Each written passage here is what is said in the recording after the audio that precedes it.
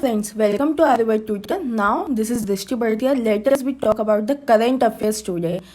आज के जितने भी करंट अफेयर्स मई 2020 से रिलेटेड जितने भी इम्पोर्टेंट क्वेश्चन है वो सारे हम डिस्कस करेंगे. सो जीके करंट अफेयर्स जो है वो स्टार्ट करते हैं. आज 25 मई है और अगर आपने अभी तक चैनल सब्सक्राइब नहीं किया हो तो प्लीज़ चैनल सब्सक्राइब करें, शेयर करें, लाइक करें और प्लीज़ बेल आइकन दबाना ना भूलें जिससे मैं आपको मोर इन्फॉर्मेशन प्रोवाइड करा सकूं. तो welcome to current affairs today. Now start the question number first.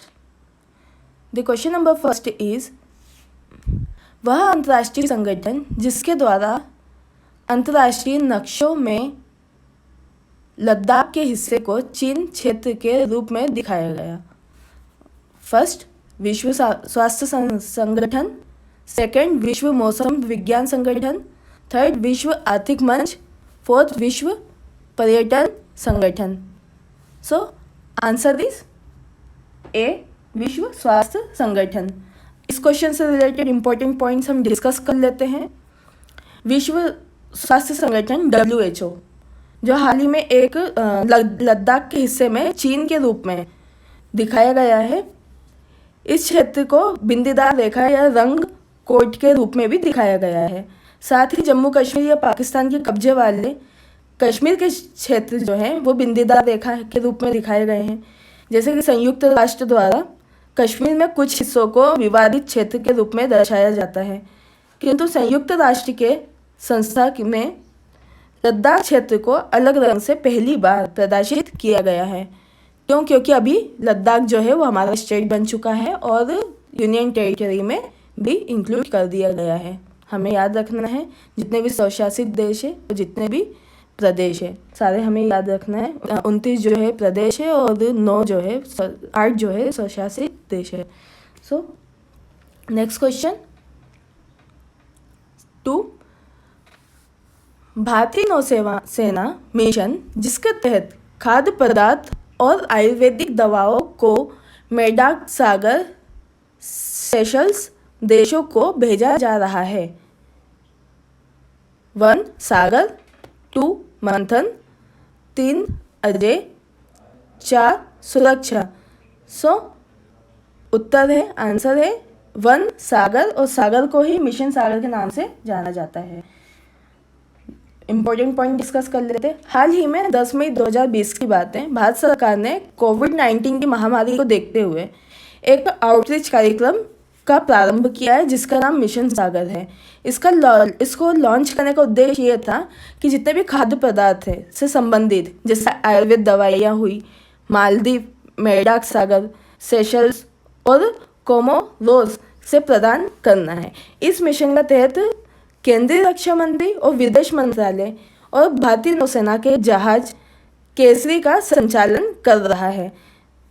वर्ष 2007 में भारत में मेडाक सागर में विदेशी धरती पर प्रथम लिसनिंग पोस्ट केंद्र स्थापित किया गया था, आपको याद रखना है, जिसका उद्देश्य ये था कि ये मुख्य उपयोग दुश्मनों की गतिविधियों पर नज़र रखने के लिए और खुफिया जानकारी इकट्ठा करने के लिए किया गया था. हमें याद रखना है. Next question number 3,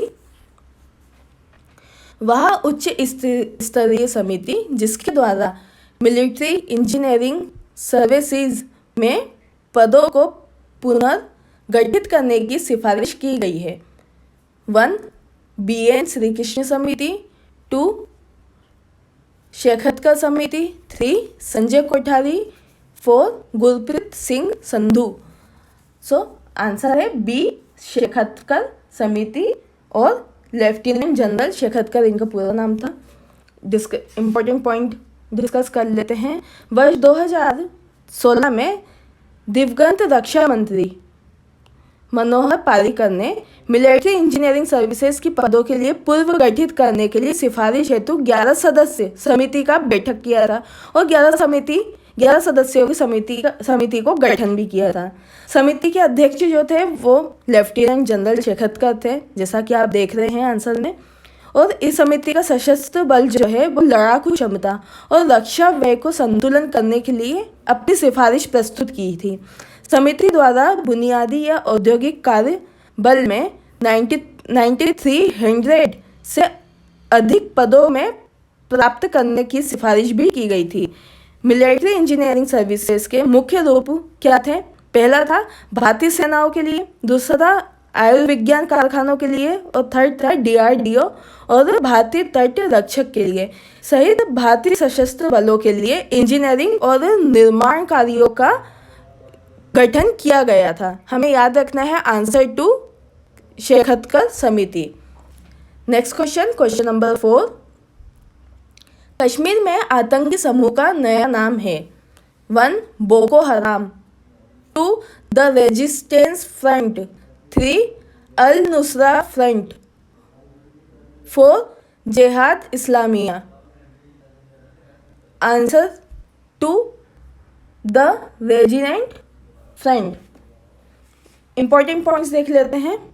the resistant front Kashmir में आतंकी समूह का नया नाम है। वह समूह मौजूदा आतंकवादी समूह जैसे मोहम्मद, हिजबुल मुजाहिदीन, लश्कर ए तैयब और अल बद्र से बना है। 5 अप्रैल 2020 में नियंत्रण रेखा के साथ कुपवाड़ा जिले में हमले की जिम्मेदारी द रेजिस्टेंट फ्रंट के द्वारा की गई थी। इसका एक गैर धार्मिक विद्रोह के रूप में भी एक प्रतिगामी आतंकवादी समूह है। भारतीय दूतावास और अन्य वाणिज्य दूतावासों को निशाना बनाने के लिए, जैसा अफगानिस्तान में हक्कानी और जैश ए मोहम्मद का उपयोग करता है, वैसे ही जो द रेजिस्टेंस फ्रंट है वो आतंकी समूह के लिए जाना जाता है। Next question number 5। वह देश जहां दशकों उपरांत ड्राइव इन थिएटर में फिल्मों का प्रदर्शन प्रारंभ किया गया। ऑप्शन 1 उत्तर Korea, 2 Iran, 3 Malaysia, 4 Chile. So answer is B Iran. Drive in theatre हाल ही में सिनेमा का एक प्रारूप है। इसमें क्या करा था कि जो कार और गोपनीय आयाम, जैसे कार के अंदर जितने भी मूवीज़ वगैरह जो है वो हम इजीली देख सकते हैं, लेकिन ये 1979 में इस्लामिक क्रांति के उपरांत ईरान में पहली बार ड्राइव इन थिएटर स्टार्ट किया गया था, जो 23 अप्रैल 1910 में लास क्रूज और न्यू मैक्सिको के द्वारा खोला गया था। इसे ड्राइव इन थिएटर क्यों कहा जाता है? क्योंकि ये कार के अंदर ये मूवी बनी गई थी और ये फारसी में थी, फारसी भाषा में थी। So next question number 6। MNREGA के संबंध में बिरसा हरित ग्राम योजना प्रारंभ करने वाला राज्य है। 1 झारखंड, 2 छत्तीसगढ़, 3 मध्य प्रदेश, 4 बिहार। सो answer is 1 Jharkhand. Important point देख लेते हैं। हाल ही में 5 मई 2020 की बात है, झारखंड सरकार ने मनरेगा श्रमिकों के लिए काम के घंटे बढ़ाने के लिए 3 योजनाएं शुरू की गई थी। पहली थी बिरसा हरित ग्राम योजना, दूसरी थी नीलांबर पीतांबर जल समृद्धि योजना, तीसरी थी वीर शहीद पोटो और खेल विकास योजना। ये 25 करोड़ से अधिक मानवों के लिए की गई थी, जिसका उद्देश्य था मजदूरी कमाने में मदद मिलेगी या उन्हें मदद देनी चाहिए मजदूरों को और श्रमिकों को। सो answer is a Jharkhand. Next question number 7। वह देश जिसके द्वारा आर्कटिक जलवायु और पर्यावरण पर नजर रखने हेतु प्रथम आर्कटिक एप उपग्रह प्रक्षेपित किया गया है। 1 जर्मनी, 2 रूस, 3 अमेरिका, 4 कनाडा। आंसर इज 2 रूस। डिस्क्रिप्शन और इम्पोर्टेंट पॉइंट्स देख लेते हैं। दिसंबर 2020 में के अंत तक रूस द्वारा एक आर्कटिक के जलवायु और पर्यावरण पर नजर रखने के लिए पहला आर्कटिक एम बनाया गया। आपको याद रखना, पहला आर्कटिक एम। यह क्या करता है? ये उपग्रह को प्रक्षेपित करता है, मतलब ये विजुअलाइज करेगा उपग्रह को, और ये क्या करेगा? लावोस्किन एरोस्पेस कंपनी द्वारा ये निर्धारित किया गया था, लेकिन सोयूज 2.1B वाहक रॉकेट का भी इसमें उपयोग किया जाएगा। हमें ध्यान देना चाहिए कि रूस का क्षेत्र आर्कटिक महासागर के साथ हजारों किलोमीटर तक फैला हुआ है, इसलिए ये बहुत अच्छे से उस पर काम कर सकता है। तो हमें याद रखना आर्कटिक का एम जो है वो जलवायु और पर्यावरण को नजर रखने के लिए बनाया गया है और रूस में दिसंबर 2020 तक स्थापित कर दिया जाएगा। सो नेक्स्ट क्वेश्चन 8, वह क्षेत्र जिसके केसर की खेती को भौगोलिक संकेत टैग प्रदान किया गया है। 1 Kashmir, 2 Himachal Pradesh, 3 Uttarakhand, 4 Tamil Nadu. Answer is 1 Kashmir. Important point देख लेते हैं इस क्वेश्चन से रिलेटेड। 2 मई 2020 को राष्ट्रीय प्रौद्योगिकी संकेतक द्वारा कश्मीरी घाटी के केसर की खेती को भौगोलिक संकेत टैग प्रदान किया गया है। मतलब ये टैग सिस्टम लगा दिया कि भैया कश्मीर में, कश्मीरी घाटी में जो है वो बहुत सारा केसर जो है उत्पादन वहाँ से होगा और हमने वहाँ पर उसे क्या कर दिया है, टैग भी लगा दिया है। कश्मीर केसर के लिए एक विश्व प्रसिद्ध मसाला भी है, सभी को पता है, मसालों में आता है केसर और सैफरिन भी बोलते हैं केसर को। यह और कौन कौन से एरिया में ये ज़्यादा इसका उत्पादन होगा या इसे उगाया जाएगा? पुलवामा में, किश्तवाड़ में, बड़गाम में और श्रीनगर में। ये सारे क्षेत्र किसके हैं? कश्मीर के। हमें याद रखना है और हमें ध्यान देना चाहिए कि मुख्यतः 3 प्रकार के होते हैं। तो 3 प्रकार के कौन कौन से होते हैं या 3 टाइप्स से होते हैं केसर के। पहला होता है लच्छा केसर, दूसरा होता है मोगरा केसर, तीसरा होता है गुच्छी केसर। हमें तीनों याद रखना है, तीनों पूछे जा सकते हैं एग्जाम में। Next question, question number 9, defence institute of advanced technology द्वारा नव विकसित माइक्रोवेव स्टेरिलाइजर है।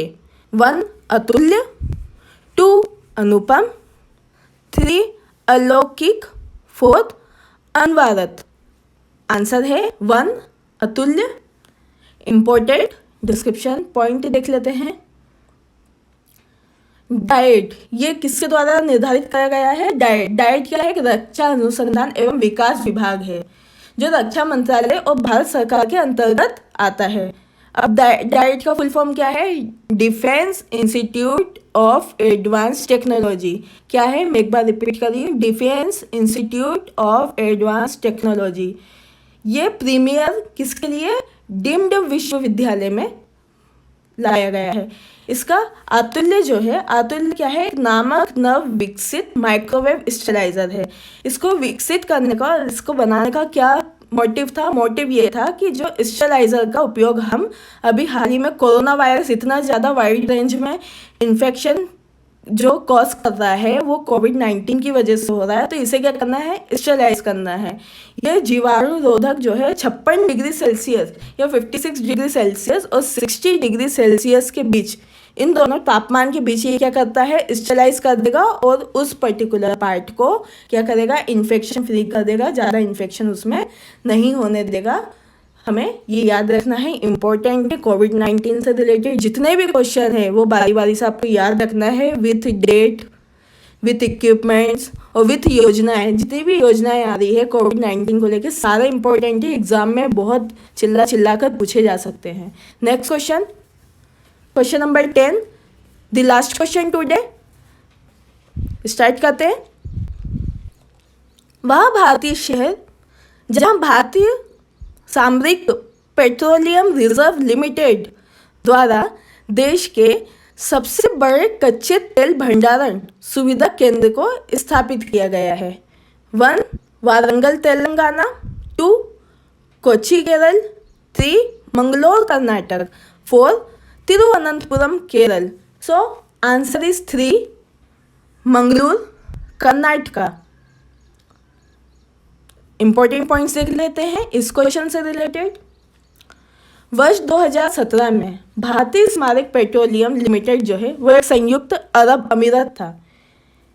ये कौन सी 2 कंपनियों के बीच में ये हस्ताक्षर हुआ था? इसका अबू धाबी नेशनल कंपनी के बीच में और किसके बीच में? संयुक्त अरब अमीरात के बीच में क्या हुआ था? हस्ताक्षर हुआ था जो कमिटमेंट था या जो दोनों में साइन हुए थे, सिग्नेचर हुए थे इन दोनों के बीच इस योजना को स्टार्ट करने के लिए। ये विशाखापट्टनम, मंगलूर और पादुर में 3 जगह स्थापित इस भंडारा को किया गया था। ये केंद्र दक्षिण भंडारा के नाम से भी जाना जाता है। इसके जो एसपीआरपी कौन है? स्ट्रेटेजिक पेट्रोलियम रिजर्व प्रोग्राम, और इसे ही बोलते हैं स्मारक पेट्रोलियम भंडार कार्यक्रम। तो इसके तहत जो है 87 दिनों के लिए जो है आवश्यक पूर्ति के लिए यह भंडार क्षमता रखा गया है। हमें याद रखना है, इम्पोर्टेंट है।